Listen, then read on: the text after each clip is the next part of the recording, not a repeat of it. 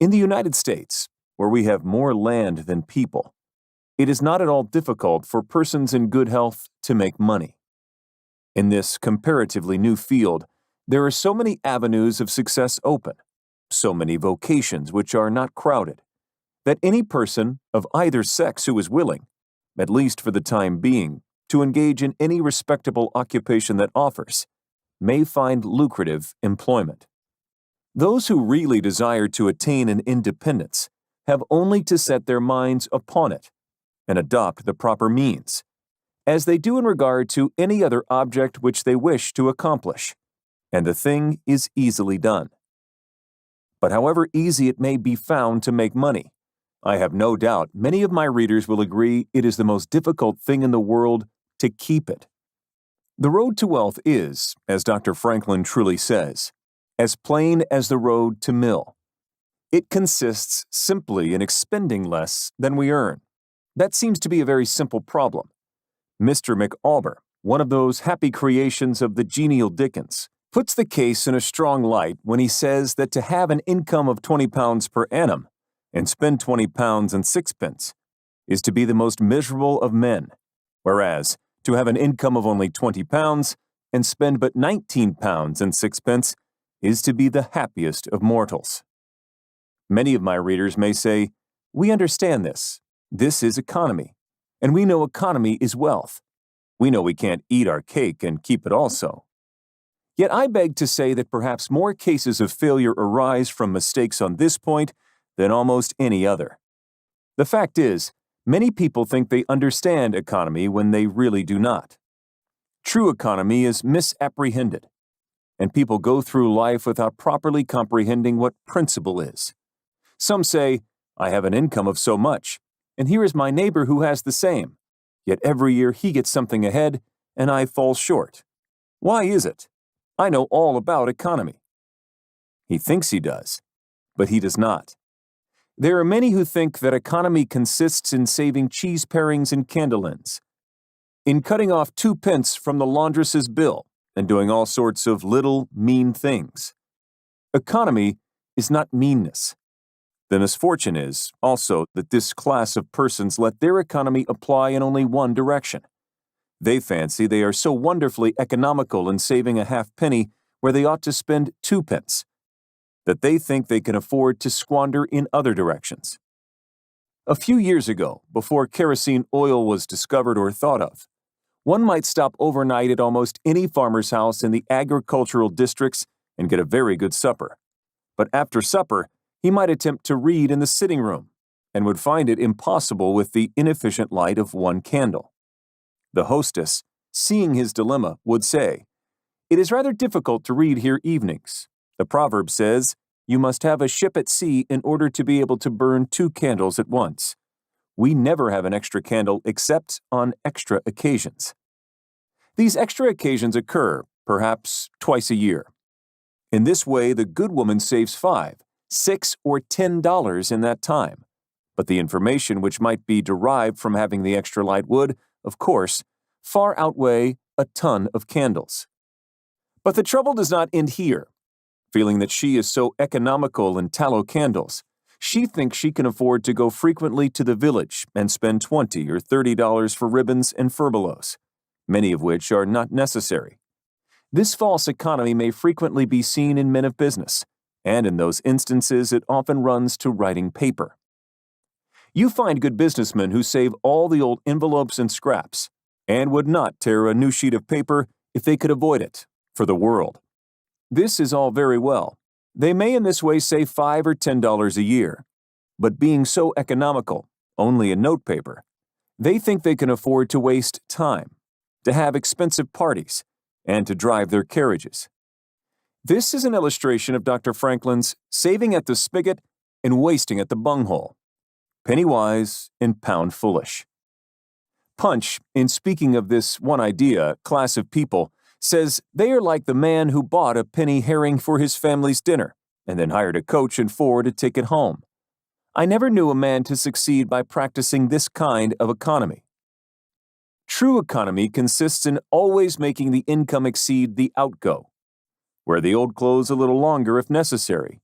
dispense with the new pair of gloves, mend the old dress, live on plainer food if need be, so that, under all circumstances, unless some unforeseen accident occurs, there will be a margin in favor of the income. A penny here and a dollar there, placed at interest, goes on accumulating, and in this way the desired result is attained. It requires some training, perhaps, to accomplish this economy. But once used to it, you will find there is more satisfaction in rational saving than in irrational spending. Here is a recipe which I recommend. I have found it to work an excellent cure for extravagance, and especially for mistaken economy. When you find that you have no surplus at the end of the year, and yet have a good income, I advise you to take a few sheets of paper and form them into a book and mark down every item of expenditure. Post it every day or week in 2 columns, one headed necessaries or even comforts, and the other headed luxuries, and you will find that the latter column will be double, treble, and frequently 10 times greater than the former. The real comforts of life cost but a small portion of what most of us can earn. Dr. Franklin says, "It is the eyes of others, and not our own eyes, which ruin us. If all the world were blind except myself, I should not care for fine clothes or furniture. It is the fear of what Mrs. Grundy may say that keeps the noses of many worthy families to the grindstone." Many persons like to repeat, "We are all free and equal," but it is a great mistake in more senses than one. True economy does not consist in trying to get something of real value for nothing, and thus rob someone of that which has cost both energy and money. The following incident will illustrate the above statement. A church deacon asked Mr. Barnum for a pass to see the winter quarters. The veteran showman replied, "Free passes are played out. We never issue one to the big show except to editors, clergymen, or orphan asylums, or to person who render us equivalent service in some way. No show can keep out of bankruptcy if it passes people for free. Nobody will get inside the winter quarters except editors, or in very special cases, my partners or myself accompanying them. Without such precaution, there is danger from the wild animals, which are not so carefully railed off from passers-by, as in our public exhibitions. Besides, strangers disturb the trainers of our animals, and cause our numerous workmen delay in their work." "Is that not carrying your restrictions too far?" asked the deacon. "Perhaps you may think so," replied Barnum, "and as you generally like scriptural authority for everything, I present you this printed card to ponder." The card read as follows: Free passes. In those days there were no passes given. Search the scriptures. Thou shalt not pass. Numbers chapter 20, verse 18. Suffer not a man to pass. Judge chapter 3, verse 28. The wicked shall no more pass. Nahum chapter 1, verse 15. None shall pass. Isaiah chapter 34, verse 10. This generation shall not pass. Mark 14, verse 30. Beware that thou pass not. 2 Kings chapter 6, verse 9. There shall no strangers pass. Joel chapter 3, verse 17. Neither any son of man pass. Jeremiah chapter 51, verse 43. No man may pass through because of the beasts. Ezekiel chapter 14, verse 15. Though they roar, yet they cannot pass. Jeremiah chapter 5, verse 22. So he paid the fare thereof and went. Jonah chapter 1, verse 3. That we are born free and equal is a glorious truth in one sense, yet we are not all born equally rich, and we never shall be. One may say, there is a man who has an income of $50,000 per annum, while I have but $1,000. I knew that fellow when he was poor like myself. Now he is rich and thinks he is better than I am. I will show him that I am as good as he is. I will go and buy a horse and buggy.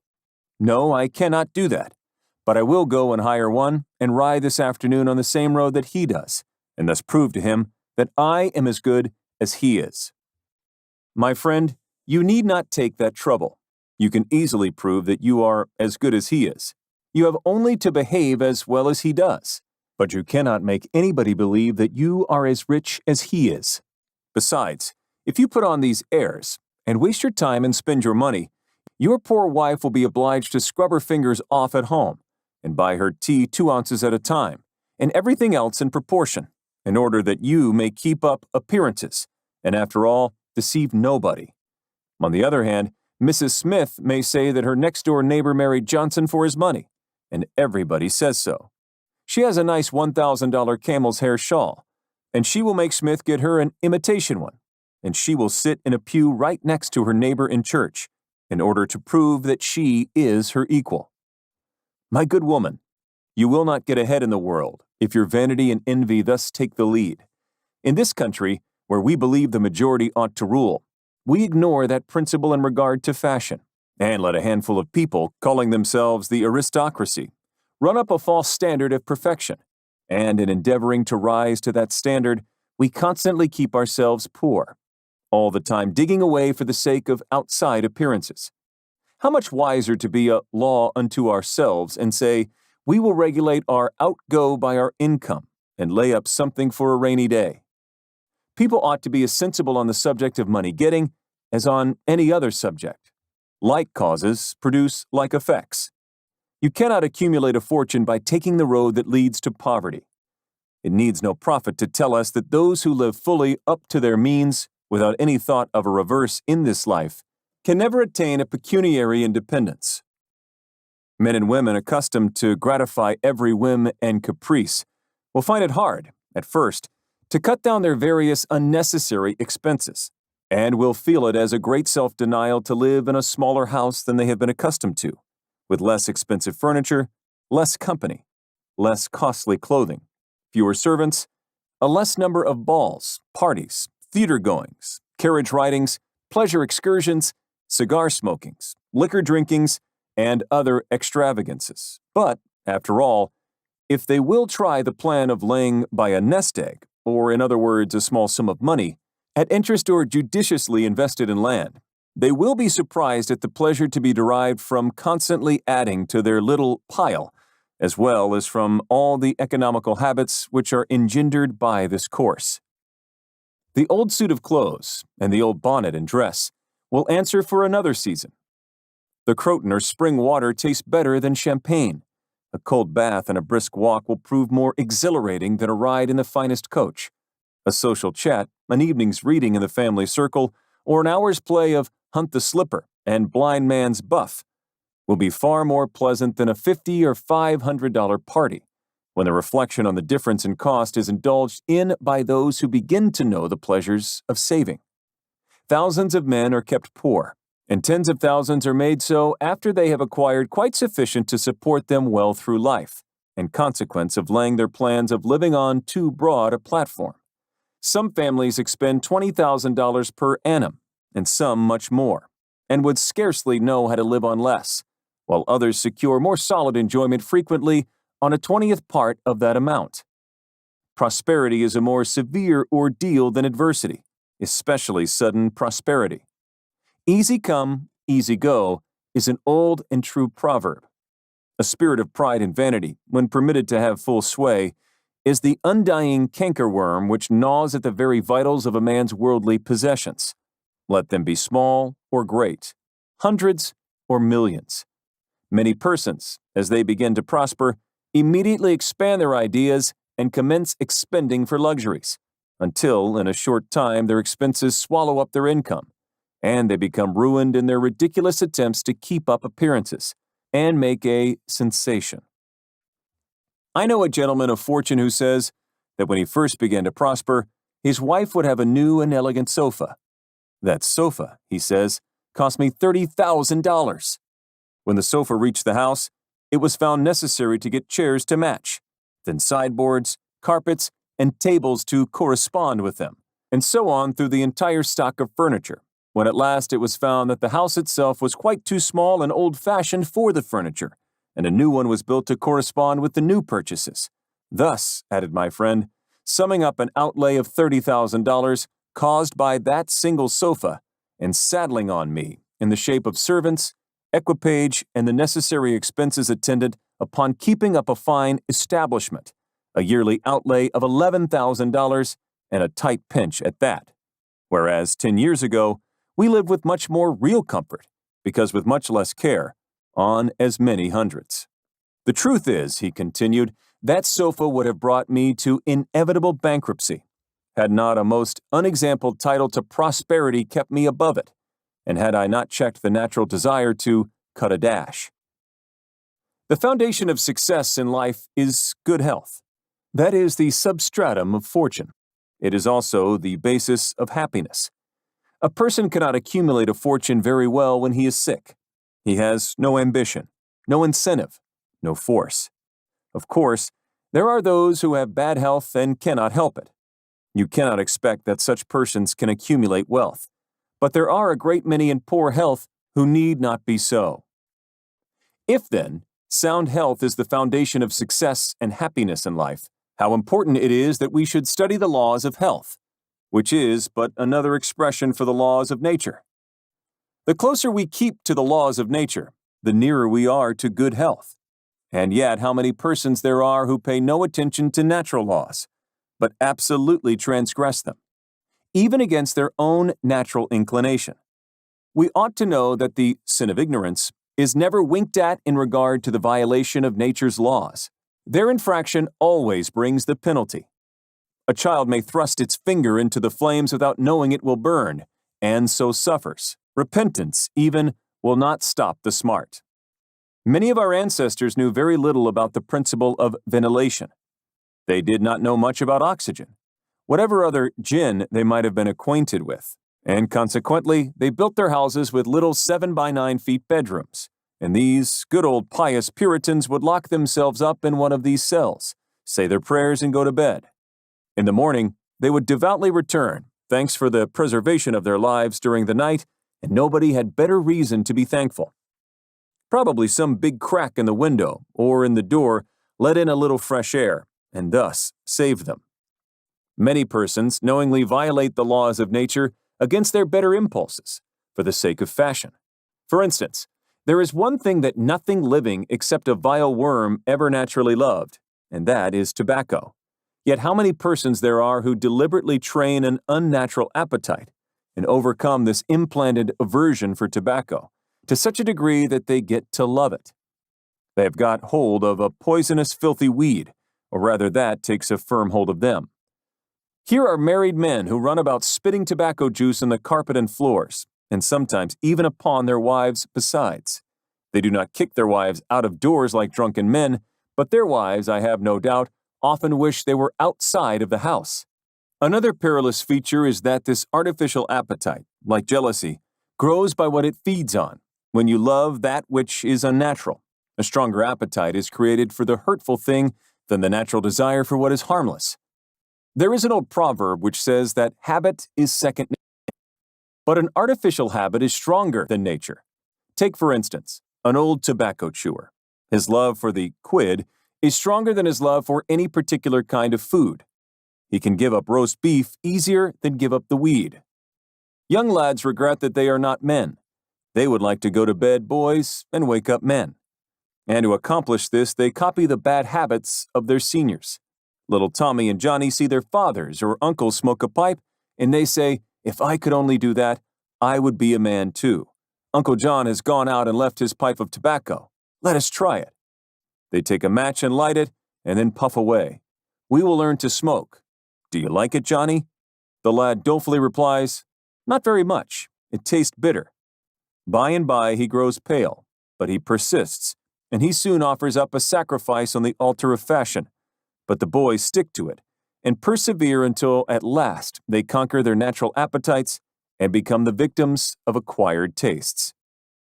I speak by the book, for I have noticed its effects on myself, having gone so far as to smoke 10 or 15 cigars a day, although I have not used the weed during the last 14 years and never shall again. The more a man smokes, the more he craves smoking. The last cigar smoked simply excites the desire for another, and so on incessantly. Take the tobacco chewer. In the morning when he gets up, he puts a quid in his mouth and keeps it there all day, never taking it out except to exchange it for a fresh one, or when he is going to eat. Oh, yes, at intervals during the day and evening, Many a chewer takes out the quid and holds it in his hand long enough to take a drink, and then pop it goes back again. This simply proves that the appetite for rum is even stronger than that for tobacco. When the tobacco chewer goes to your country seat and you show him your grapery and fruit house, and the beauties of your garden, when you offer him some fresh, ripe fruit, and say, "My friend, I have got here the most delicious apples, and pears, and peaches, and apricots. I have imported them from Spain, France, and Italy. Just see those luscious grapes. There is nothing more delicious nor more healthy than ripe fruit. So help yourself. I want to see you delight yourself with these things." He will roll the dear quid under his tongue and answer, "No, I thank you. I have got tobacco in my mouth." His palate has become narcanized by the noxious weed, and he has lost, in a great measure, the delicate and inevitable taste for fruits. This shows what expensive, useless, and injurious habits men will get into. I speak from experience.